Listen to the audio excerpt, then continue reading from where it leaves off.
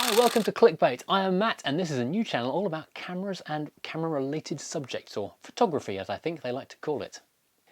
If you're new to this channel, because literally everyone is, because this is the first video I've made, please hit like and subscribe. It'll help boost it along the way, make it a much bigger place to be, and maybe one day I'll go and get to meet Jared Polin. That'd be quite fun. Wouldn't that be a great crossover? It's early days for that, but let's dream. Now, do you ever feel a need of stability in your life? The feeling that the world is just a bit wobbly around you?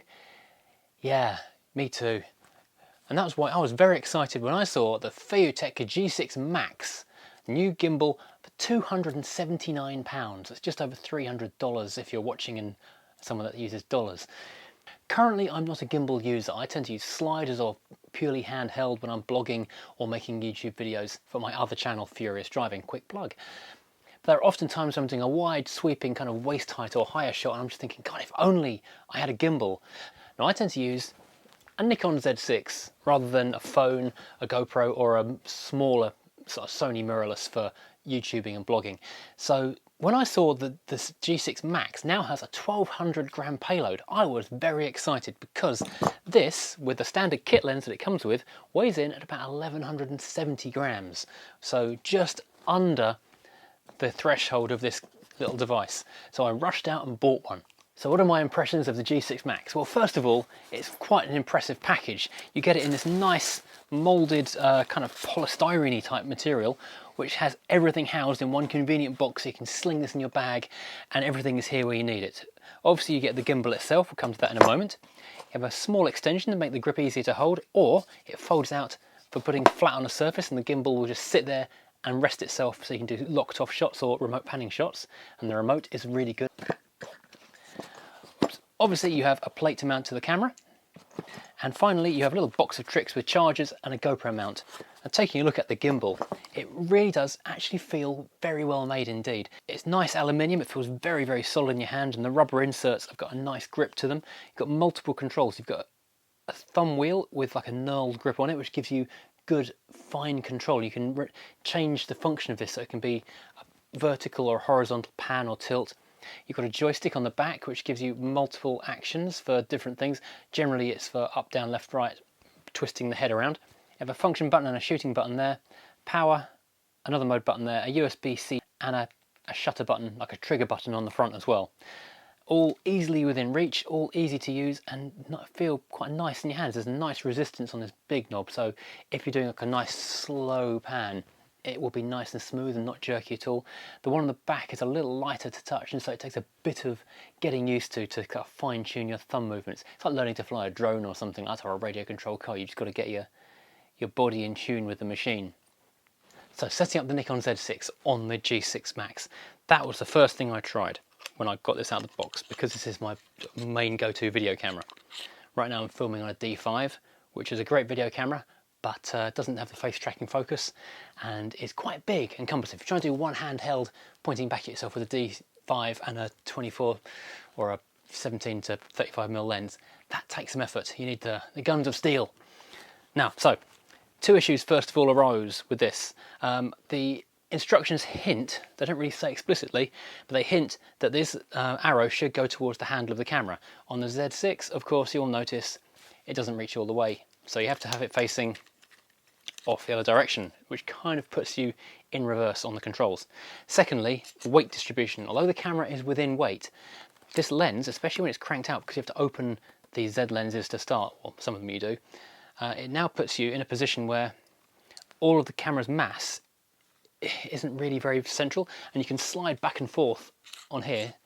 So even putting at its furthest extremity, so even with this at its furthest extremity, it's still not quite happy.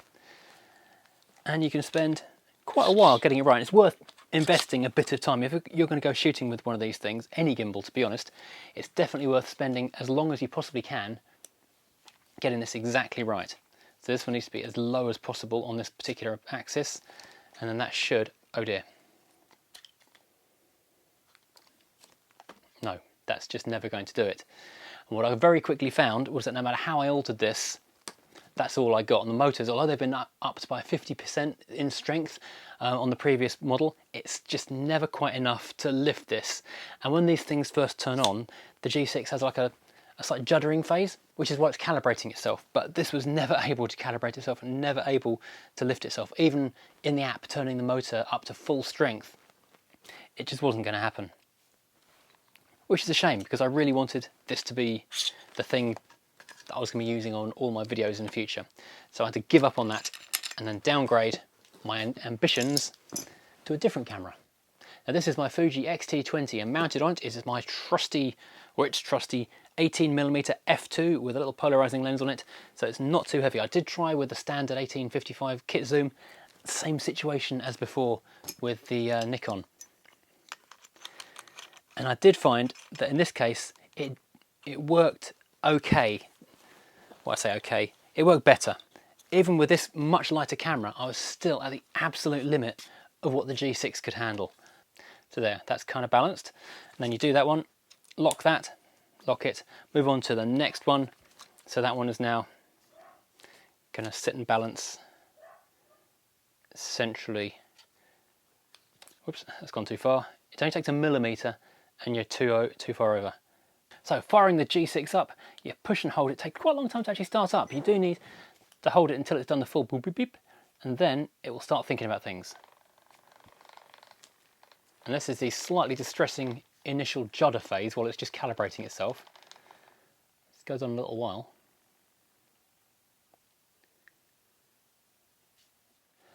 Now it's worth remembering that unlike the Nikon, this Fuji has not got any kind of image stabilisation on it. The Z6 has got IBIS, in-body image stabilisation, so regardless of what lens you put on it, it's always going to do a bit of stabilisation of its own. The Fuji uses stabilisation in the lenses, so some have, some haven't. This 18mm, it hasn't. So it's still vibrating. It's taking longer than I would like it to. And this is a problem I found a few times when I've taken this out and tried to use it, is it spends way longer. There we go, settle down now. So here we go, using the big thumb ring. This is currently set to up-down mode. So it's a nice, gentle, slow, easily controlled, and very nice to watch pan. Very nice to watch tilt. So I can go all the way, and even if I'm a bit clumsy with it and go fast and then stop and start again, it kind of smooths that out for you. So even if you're the most ham-fisted operator in the world, it's still going to give fairly good results doing that. And using the, there are multiple modes. There are ones which follow your hand, ones which follow a position in the room. It's far too complicated to go into in a short video like this. Here on the back you have your thumb wheel, so you can rotate it left and right, and up and down from there as well. It's very, very easy to use, and it does. Now this is a problem I find on a camera of this weight, and this is not a heavy camera, this is a small mirrorless camera. As I do a thing like that kind of 45-degree twist, that's just buzzing slightly while it's trying to work. I've tried this with a GoPro, and I've tried this with a little Canon Ixus. It was easier with one of those. Now I've tried this with an iPhone, because the other thing I forgot to mention in here, there is a phone clamp which will screw onto here as well, so you can put your iPhone on there, and the iPhones, or Galaxy, whatever camera you're using, will dampen movement as well, which is a nice advantage. But on a camera like this is a real world test, because there's no stabilisation in this, so what you see is absolutely what you get. So what's this thing like once you've actually taken the time to balance it perfectly? Let's pop over to the skate park and have a quick look. So this is unstabilised lens in a mirrorless interchangeable lens camera, the Fuji X-T20, which is not too heavy.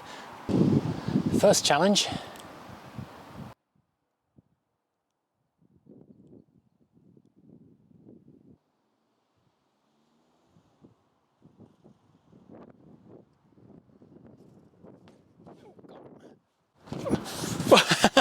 This is too slippery. I didn't plan this well.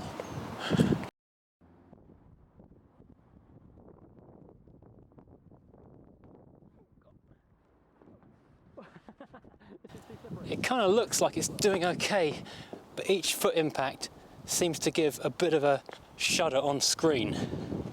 And when I turn suddenly, it really doesn't like that at all. It's good, but not perfect. It's far better than without having a gimbal, but you can still see a bit of shudder and shimmy with every footstep. It kind of looks like it's doing okay, but each foot impact seems to give a bit of a shudder on screen.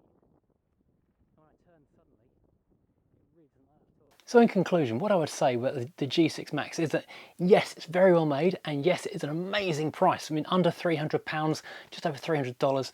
That's incredible for this amount of technology and controllability, especially when you factor in the iPhone Android app, which gives you total control of it, and you can remote control the camera, you can remote control everything over Bluetooth. This is really nicely made. It's nice, thick, solid aluminium.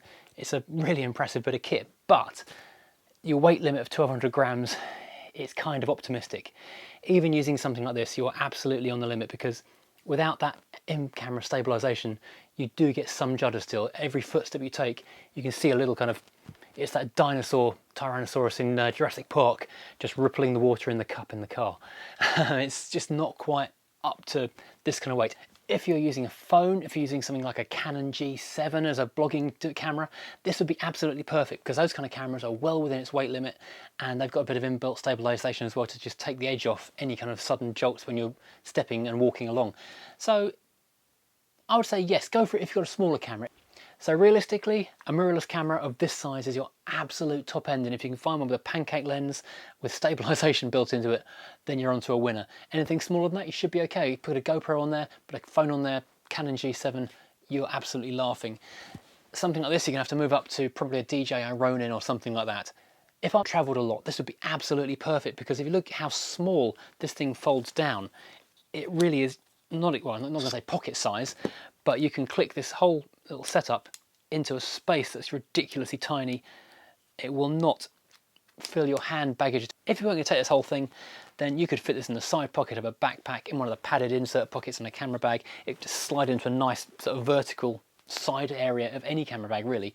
So yeah, it's beautifully compact, it's very well made, but the limitations are perhaps more than FeiyuTech are suggesting. So yeah, go for it. If you've got a small camera, you want to blog, this is a great device. Otherwise, go for something a bit bigger.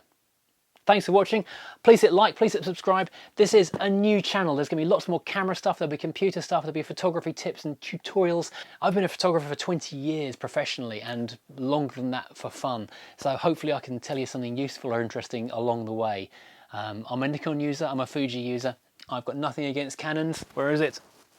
When I was a young photographer, the EOS 600 was my absolute dream camera. I've finally got one.